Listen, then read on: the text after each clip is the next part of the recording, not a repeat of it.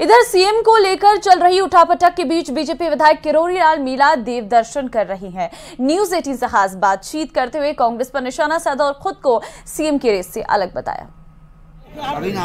Sir, आज पर्यवेक्षक आने वाले हैं, सीएम के चेहरे को लेकर अभी कयास लगाए जा रहे हैं, क्या चल रहा है? उसमें कयास में भी नहीं हूँ दूर दूर तक। मैं तो इसी जिले का रहने वाला हूँ। आप देखते हो मैंने आज तक कोई आपके सामने इस तरह की इच्छा भी जाहिर नहीं की।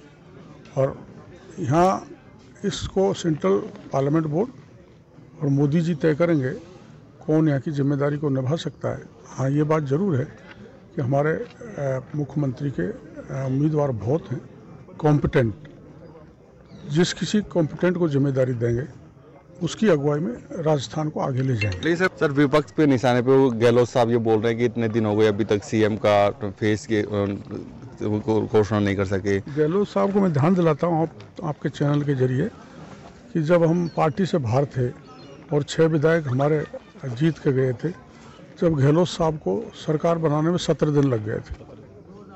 मैं गवाही हूँ जिसमें गोलमा मंत्री बनी थी, तो पहले वो उसका जवाब दे दे।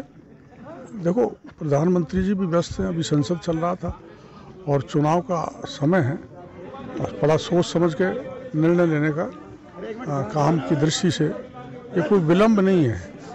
ये एक प्रक्रिया का हिस्सा है जिसमें हल्का फुल्का समय लग सकता है, तो इसकी चिंता गहलोत साहब को नहीं करनी चाहिए।